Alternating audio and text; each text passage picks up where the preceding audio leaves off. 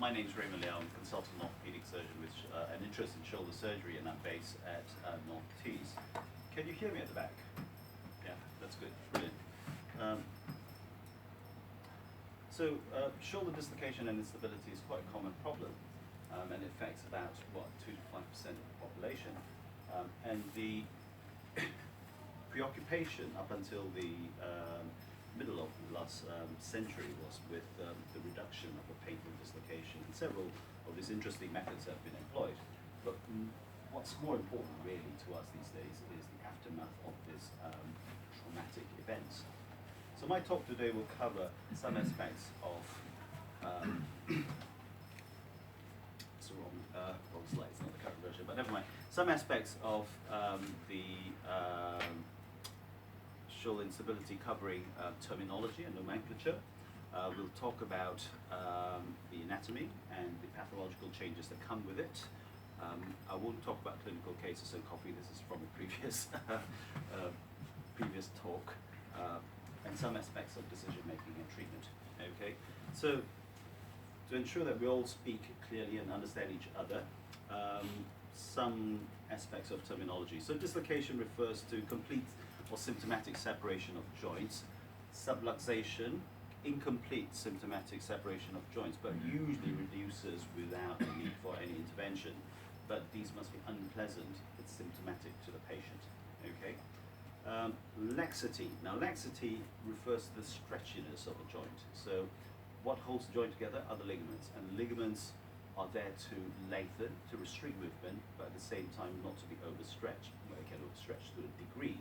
So, when you load any structure, it will lengthen and it will return to its original length. And this yield point, the point in which it fails to return to its original length, varies between individuals. So you probably will see a bell-shaped curve if you look at the laxity or looseness of ligaments in various in the population.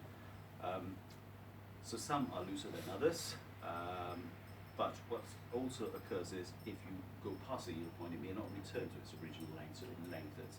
So in shoulder dislocation and instability, the capsule, the ligaments around the front of the shoulder, may lengthen to over 50% of its original length. So laxity is not pathological, it's only pathological if it's unpleasant to the individual. Instability is a failure to maintain normal relationship of the joint, and this is a quite important balance between the static and dynamic stabilizers as well as with neuromuscular conscious control of the joint. So some word about sports, because I get very confused with this. This is actually, this classification of collision contact sports and limited contact sports came from the American Pediatric Association. Collision sports refers to those where athletes purposely hit or collide with each other with great force, and these include ice hockey, American football, rugby. Contact sports, where athletes do make contact with each other or inanimate objects, but with less force, so football or soccer or basketball. Limited contact sports, where there is no clear need to sort of contact each other, and any such contact are inadvertent, so softball, squash, etc. So a word about the anatomy. So the shoulder is a ball and socket joint, so the socket is comprised of the glenoid of the scapula. So this is actually, for all intents and purposes, a very flat, bony surface. Okay, it relies on a O-ring of fibrocartilage to give it a dish shape. So this is known as the labrum. The ball is made up of the humeral head and is attached to the socket by ligaments. And in the picture at the bottom, the ligaments at the front, which is these structures here, are the stronger of the two and more developed of the two. So for the purposes of instability, it's the middle glenohumeral ligament and the anterior part of the inferior glenohumeral ligaments that are particularly important. In shoulder dislocations, the lip of the socket, the labrum, is usually detached, and this is known as the Bankart lesion. It rarely heals back into its original position, and hence people with dislocation will end up with a risk of recurrent instability. Now, if this occurs frequently or very traumatically, then you will end up losing bits of bone.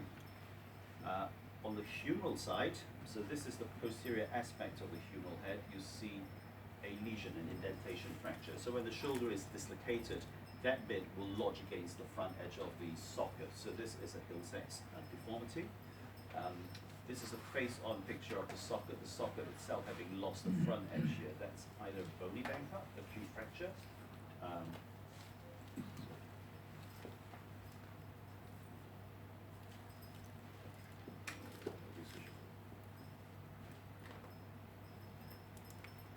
Switch this on.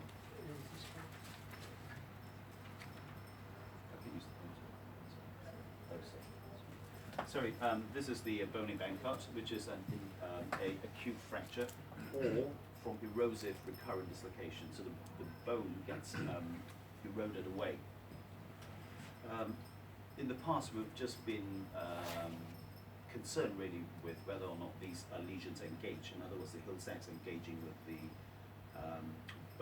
glenoid bone edge.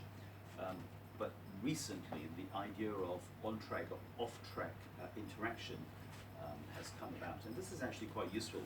So if you imagine a Hill-Sachs lesion that is quite large and a very narrow glenoid, so that Hill-Sachs lesion can engage against the front edge of the glenoid very easily because the remaining glenoid is very, very small.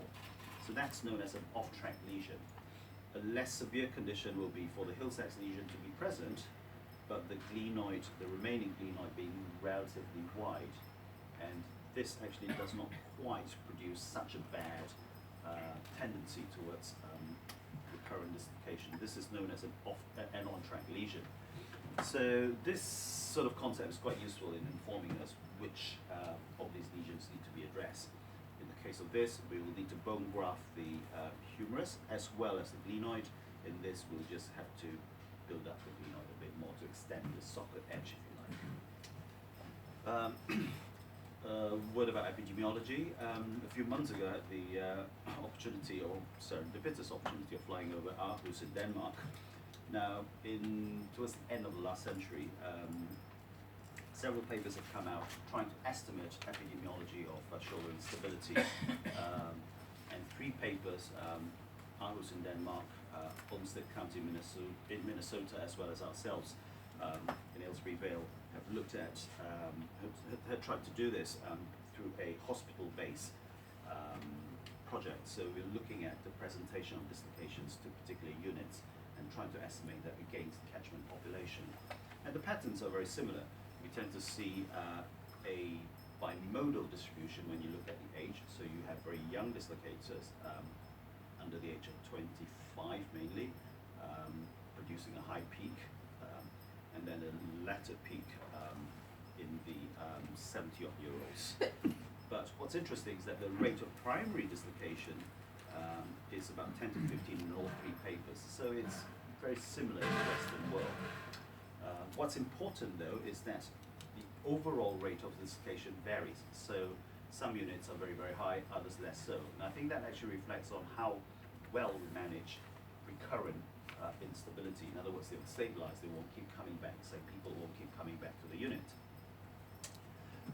More recently, big data has come in, and basically we're looking at population-based studies, and several papers have come out recently, exactly in the United States, Shields in Glasgow.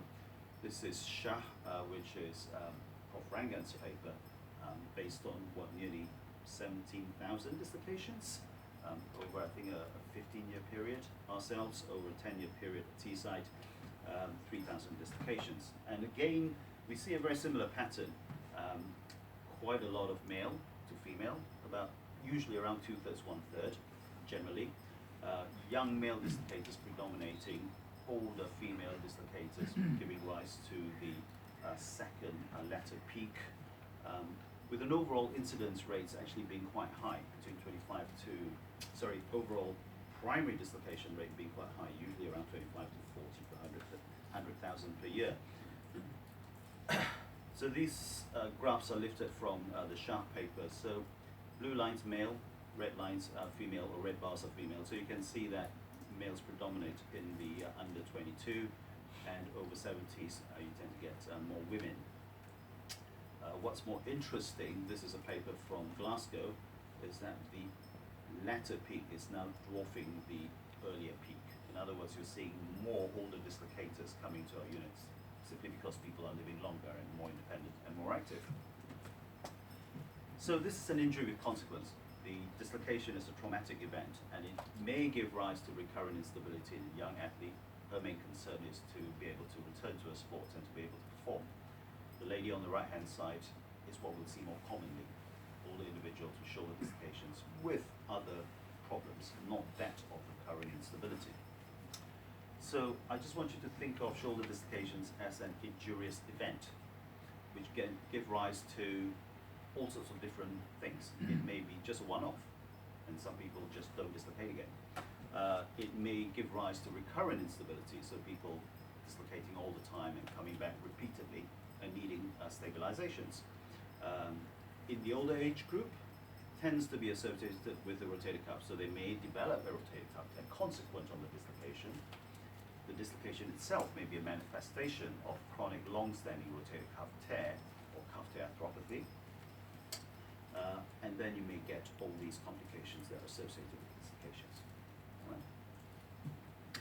So, quite rightly, the British Elbow and Shoulder Society, with the OA's endorsement, have come up with this algorithm. So, first-time dislocators need to be seen by a shoulder specialist. Okay. Under 25, we're concerned more with repeated dislocations, so instability really. Over 40, we're more concerned about rotator cuff disorders.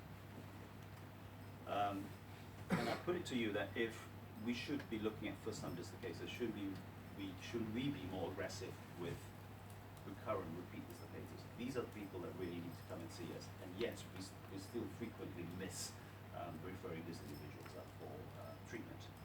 I think I'll stop there. We'll take questions later on.